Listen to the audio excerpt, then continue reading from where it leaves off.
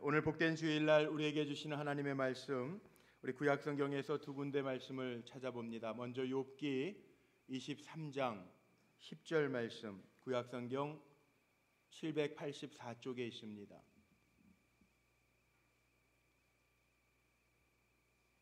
욥기 23장 10절 말씀 먼저 찾으셔서 우리 합독하도록 하겠습니다. 23장 10절입니다. 합독합니다.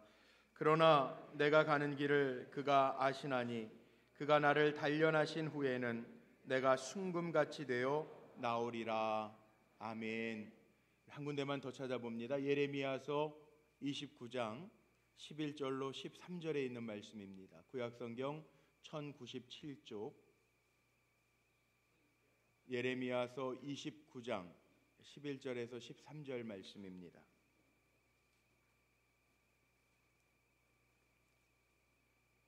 다 찾으셨으면 합독합니다. 11절부터 같이 읽겠습니다. 여호와의 말씀이니라. 너희를 향한 나의 생각을 내가 아나니 평안이요 재앙이 아니니라. 너희에게 미래와 희망을 주는 것이니라.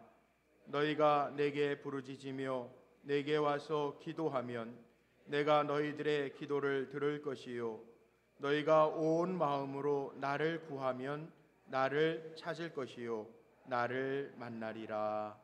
아멘. 할렐루야. 좀 어려운 때를 요즘 지나시고 계시지요. 시골에는 가뭄 때문에 많이 힘들었다는 이야기를 듣고 또 서울과 경기 지역은 메르스 때문에 많이 힘들었습니다.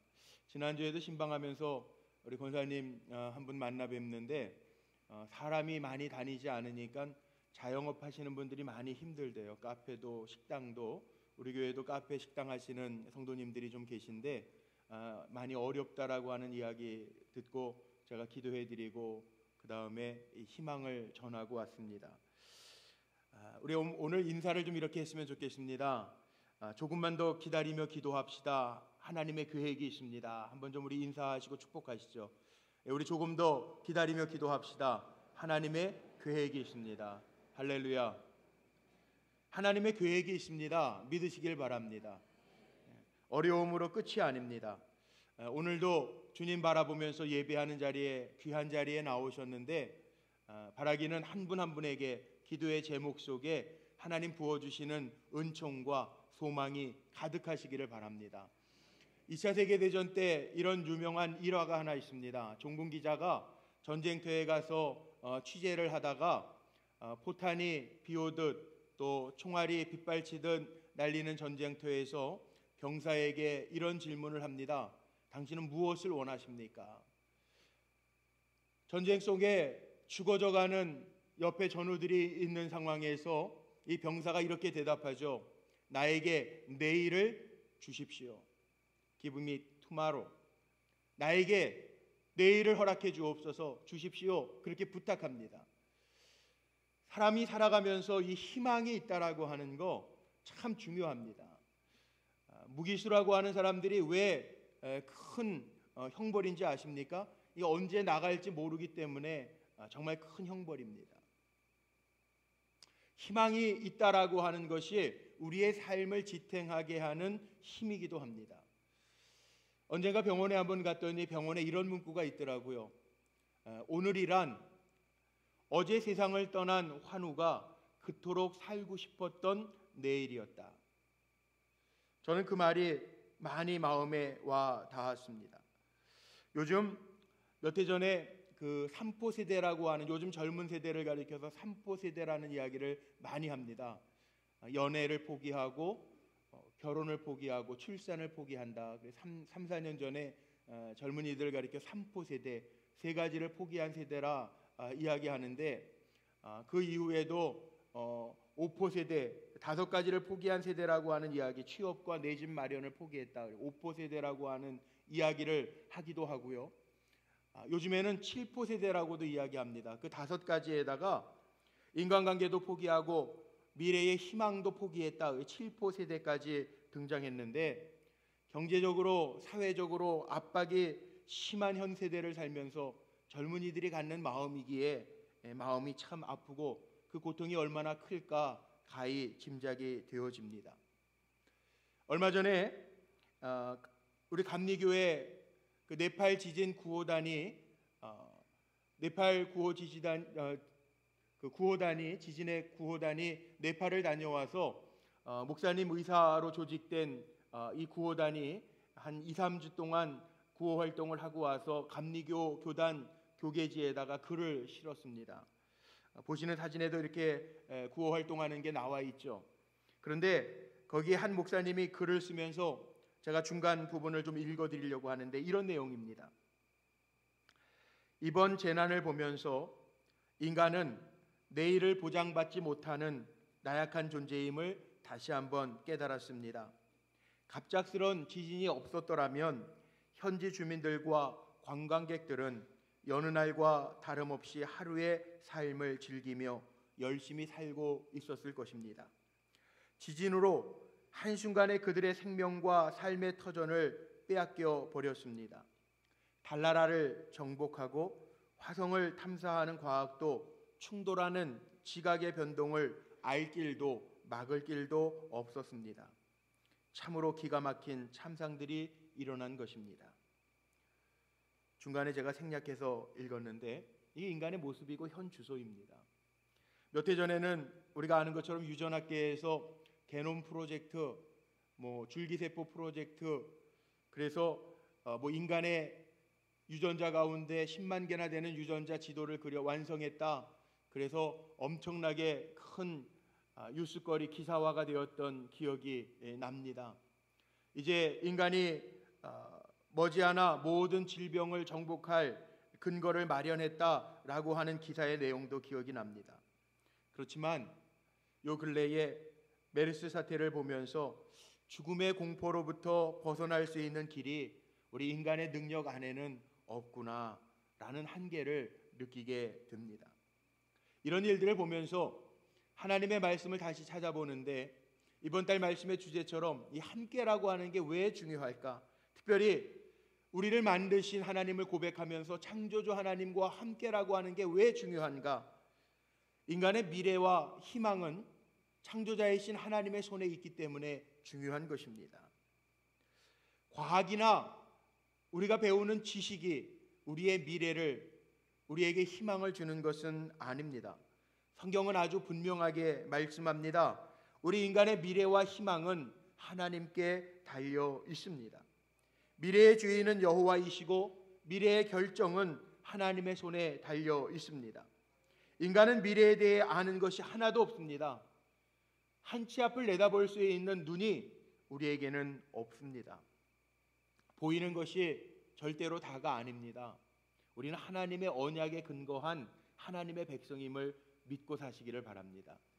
창세기 13장 말씀에 보면 아브라함과 롯이 많아지는 재산 가축으로 인해서 땅을 나누어 갖는 이야기가 나옵니다. 아브라함이 먼저 조카 롯에게 이야기하죠. 네가 원하는 땅 다 가져가라.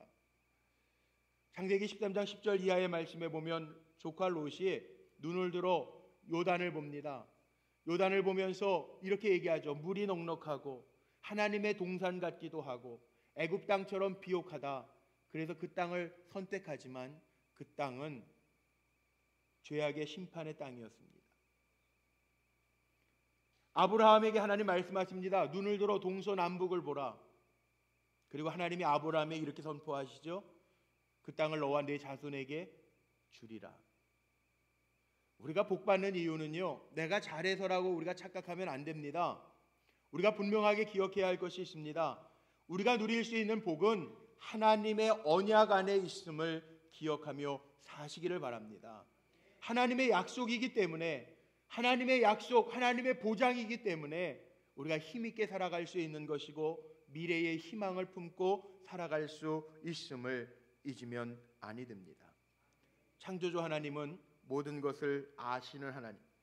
성경에 보니까 이것을 우리에게 가장 강력하게 하시는 말씀이 오늘 욥을 통해서 주시는 말씀, 욥의 고백을 통해서 하나님 우리에게 주시는 말씀.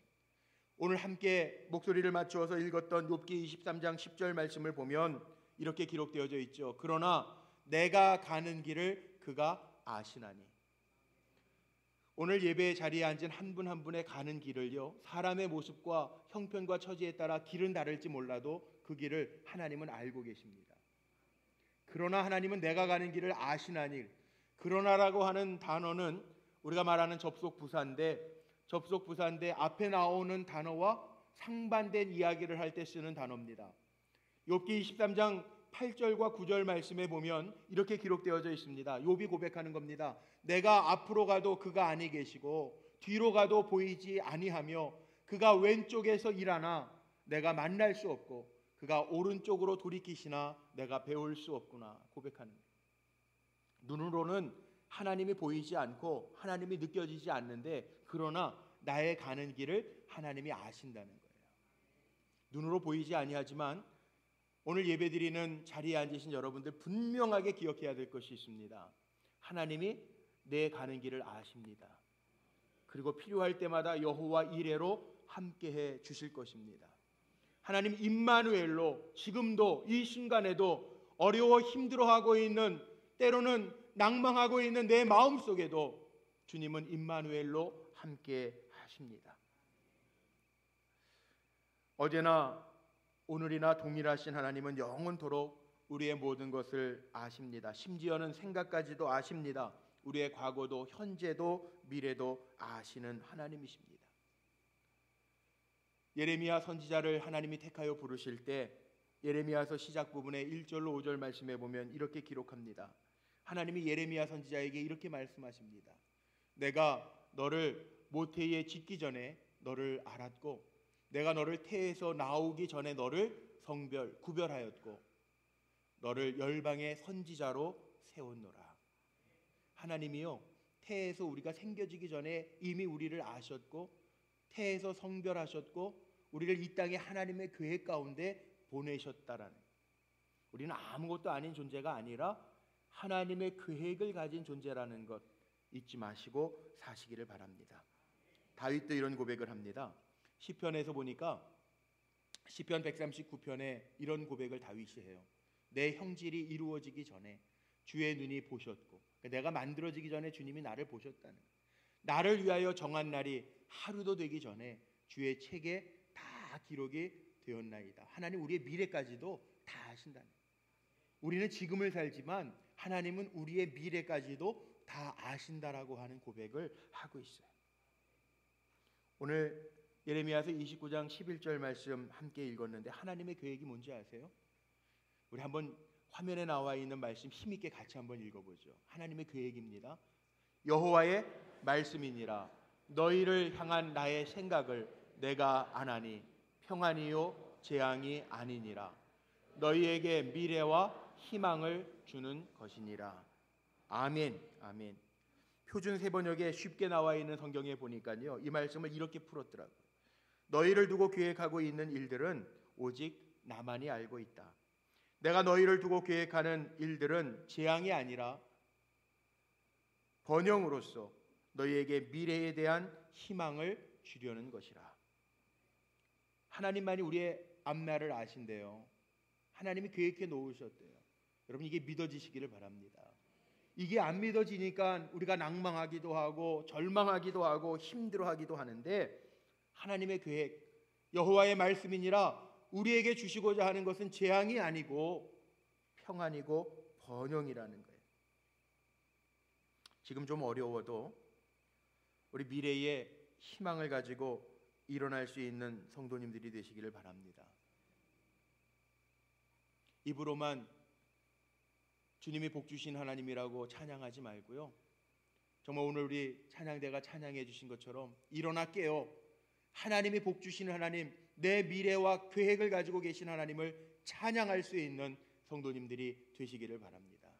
근데 문제는 어디에 있냐 하면 우리가 어떤 믿음으로 기다리느냐, 이게 문제입니다.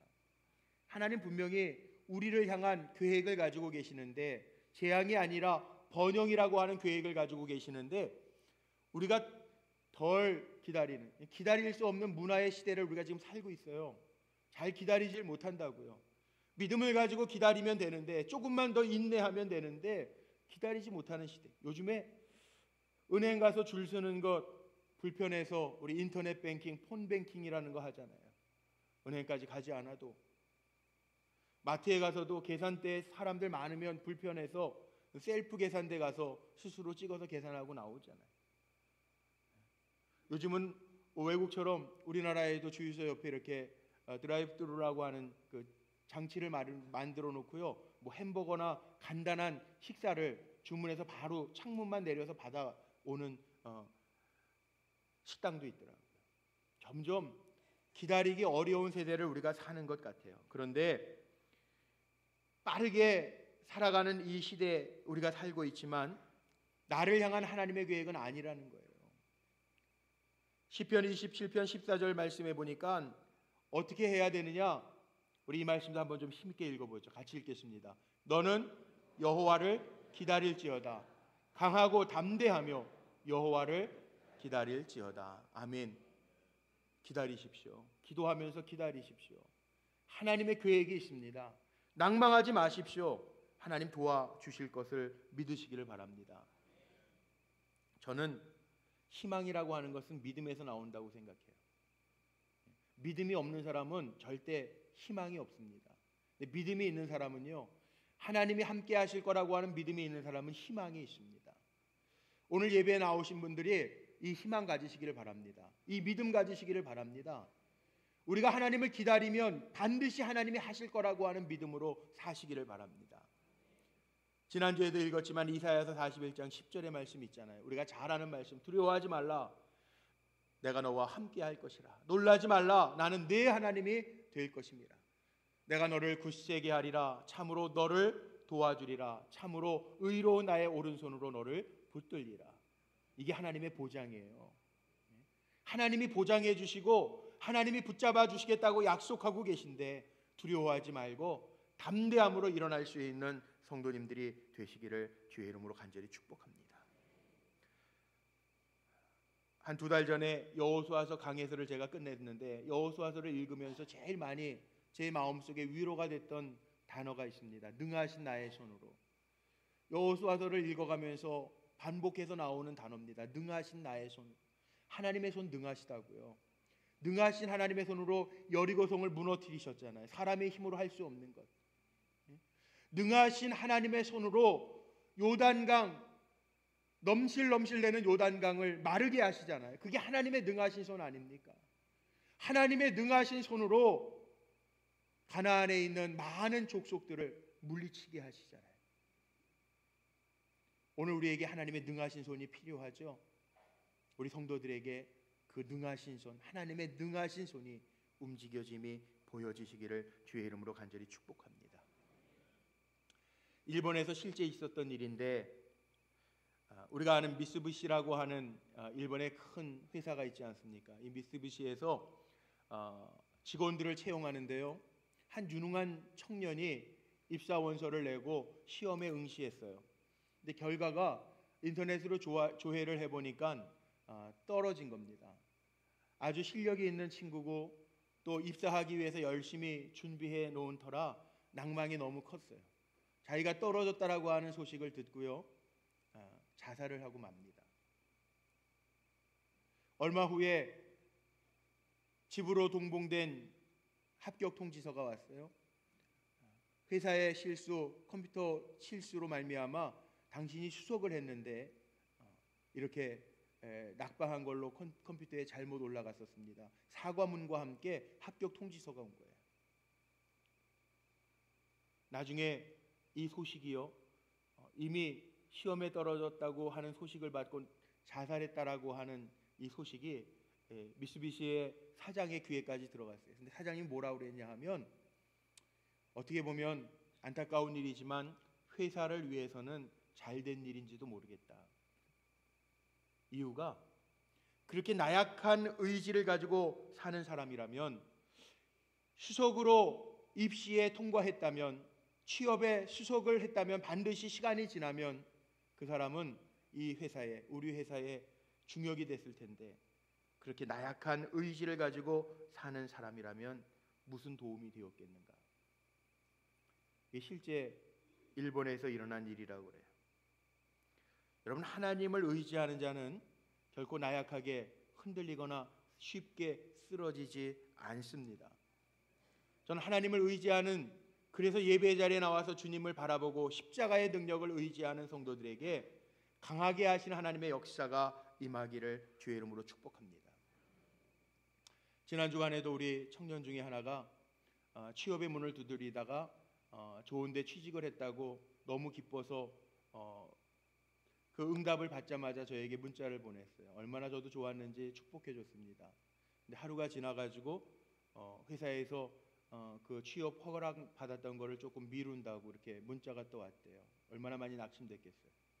근데 제가 문자를 보내면서 이렇게 격려했습니다. 믿음 안에서 힘들겠지만 조금만 좀 더 기다려 보렴. 하나님의 분명한 섭리와 계획이 있을 것이다. 저는 분명히 믿습니다.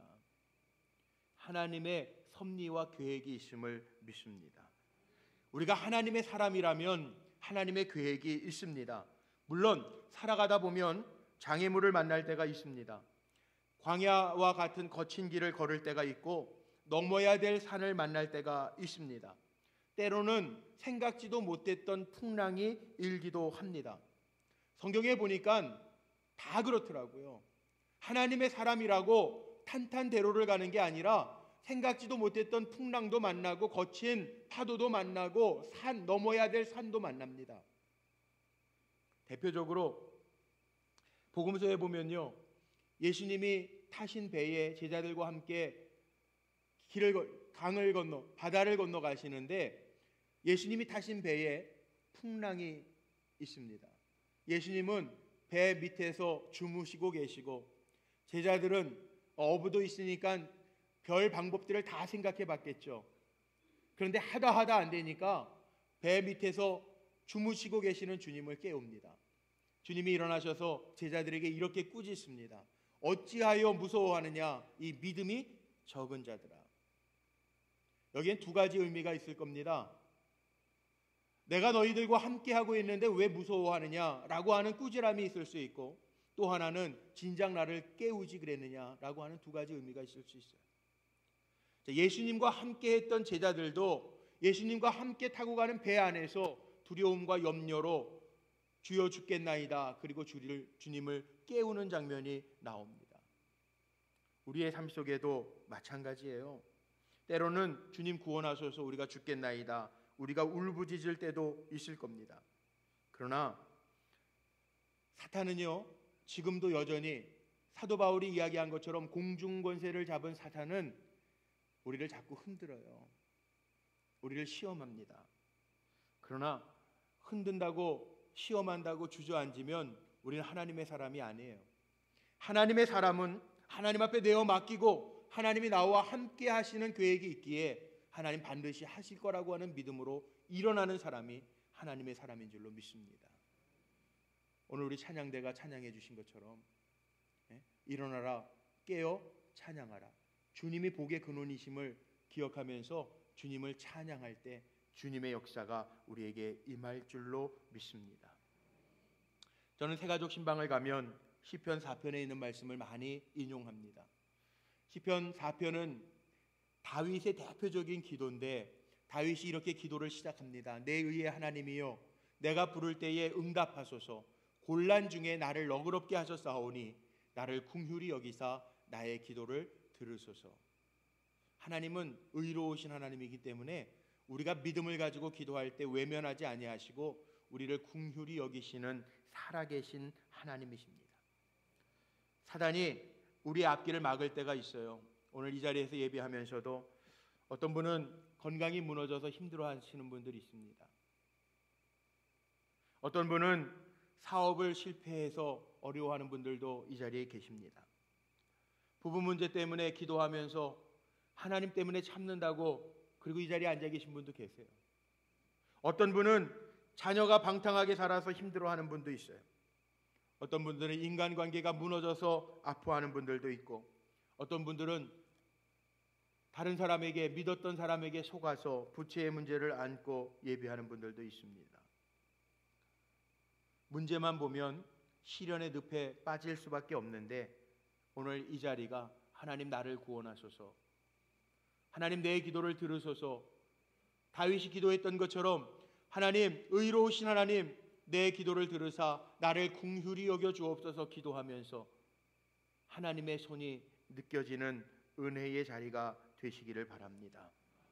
분명히 약속하신 게 있습니다. 예레미야서 33장 3절의 말씀을 보면 너는 내게 부르짖으라 내가 내게 응답하겠고 내가 알지 못하는 크고 비밀한 일을 내게 보이리라. 하나님이 약속해 주셨습니다. 주여, 주님의 이름 부를 때 주님 아시는 주님이 우리의 삶 속에 함께 하시는 증거들을 보여주실 줄로 믿습니다. 그러면 우리는 믿음의 사람이기 때문에 이렇게 질문할지도 몰라요. 하나님 전능하시고 다 하실 수 있는 하나님인데 기도하기 전에 들어주시면 안 됩니까? 이런 질문이 생길 수 있잖아요. 욥이라고 하는 사람이 동방의 큰 의인이었는데 동방의 큰 의인이고 믿음으로 살았던 욥에게 이런 고난이 없으면 안 됩니까? 그럴 수 있잖아요. 이스라엘 백성이 하나님의 택하신 백성인데 이렇게 왜 외부 아수르나 바벨론에게 멸망당해서 포로 생활을 했어야 합니까? 이럴 수 있잖아요. 그래도 왜 그럴까요? 하나님의 백성이고 하나님의 택하신 종들인데 왜 시련이 있을까요? 아주 분명합니다. 오늘 욥이 고백하는 게 그 고백입니다. 하나님이 택하신 자를 하나님이 강하게 하셔서 단련시키셔서 하나님의 사람으로 순금처럼 나오게 하시기 위함이라는 거예요. 연단이 없어서가 아니라 연단이 있지만 때로는 우리를 단련하는 것 같지만 그래서 여러분 욥기 23장 10절 다시 한번 보세요. 거기에 말씀 다시 한번 보세요. 여기에 해답이 있습니다. 우리 한번 크게 읽어보죠. 그러나 내가 가는 길을 그가 아시나니 그가 나를 단련하신 후에는 내가 정금같이 나오리라. 순금같이 나오리라. 아멘. 단련하려는 것으로만 끝내시는 하나님이 아니시고요. 저는 어떤 목사님의 책 제목이 정말 마음에 들더라고요. 하나님의 계획은 굴이 아니고 터널이라는 거예요. 굴은 끝이 어딘지 알 수 없어요. 들어가도 막막합니다. 그런데 하나님의 계획은 굴이 아니고 캄캄한 굴이 아니고요. 통과하는 터널이라는 거예요. 터널이 지나면 빛이 임합니다. 길이 나옵니다. 하나님의 계획은 굴이 아니고 터널이라는 거예요. 우리가 단련받은 후에는 정금과 같이 순금과 같이 나오리라. 이게 하나님의 뜻이 있습니다. 집에서 길러서 콩나물 드시는 분들 계시더라고요. 신방 갔더니 이게 물 줘가지고 이렇게 콩나물 길러서 무공해로 기르시는 거라고 자랑하시는 분들. 집에서 콩나물도 기르고 화초도 기를 수 있는데 그 길러지는 건 콩나물일 뿐이고요. 집에서 기르는 화초는 화초일 뿐이에요. 건축하는 데 쓰는 제목들은 저 야생에서 길러진 모진 풍파와 바람과 비를 맞고 자란 큰 나무들, 든든한 나무들 가지고 만들잖아요. 지난 주간에도 제가 우리 권사님 집사님 댁에 한 군데 갔는데 그 집사님은 손재주가 많으셔서 소파도 다 나무로 만드셨어요. 직접. 테이블도 나무를 잘라서 만드셨더라고요. 저에게 자랑하시더라고요. 근데 그 나무를 보니까요, 다 큰 나무들이에요. 탁자를 만들어 놓는데 나무 이만큼 잘라가지고 그 그루터기를 가지고 탁자를 만들어 놓으셨더라고요. 이게 하나님의 방법입니다. 온실 안에 있으면 아무것도 아닌데요. 비바람과 풍파를 지나고 오랜 세월 지났던 나무가 제목이 되는 거예요. 때로는 우리에게 환난과 시험이 있다면 여러분 이렇게 기억하시면 틀림이 없을 겁니다. 하나님 나를 크게 쓰시려고 하는구나. 이게 답답해서 안 믿어줘도요. 믿으시기를 바랍니다. 다윗을 보면 알 수 있잖아요. 다윗이 위대한 왕으로 칭송받은 까닭은 숱한 고난과 어려움과 죽음의 위기를 지나면서도 하나님을 의지하면서 하나님의 계획이 있겠지. 하나님 그를 높이 세우셨거든요. 그래서 사무엘상 26장 25절에 보면요. 그의 질투했던 적이었던 사울도 다윗을 이렇게 축복하는 말씀이 나와요. 내 아들 다윗아 내게 복이 있을지로다. 내가 큰 일을 행하겠고 반드시 승리를 얻으리라. 이게 사울의 입을 통해서 나온 고백이에요. 오늘 말씀을 정리하면서 마칩니다. 시련과 연단을 만나거든 이 시련과 연단을 통해서 정금같이 순금같이 단련시켜 큰 일을 맡기시려는 하나님의 계획이 있음을 알고 감사할 수 있는 성도들이 되시기를 바랍니다. 일어날 수 없을 것 같아도요, 하나님의 계획은 재앙이 아니에요. 우리 완전히 넘어뜨려 쓰러져 죽게 하시는 재앙이 아니라 하나님의 계획은 번성이고 희망인 줄로 믿으시기를 바랍니다. 오늘 우리 모두가 힘든 때를 지나요. 이 모양 저 모양으로 생각지 못했던 일들 때문에 눈물 짓는 분들도 있고 연약해진 분들도 있어요. 저는 오늘 마지막으로 이렇게 축복하면서 말씀을 마치려고 합니다. 하나님이 함께 계십니다. 하나님이 한 분 한 분을 향한 계획을 가지고 계십니다. 기다리며 주님을 부르짖는 믿음의 종들로 승리하셔서 정금과 같이 순금과 같이 하시는 하나님의 손길을 찬양하는 귀한 종들이 되시기를 주님의 이름으로 축원합니다.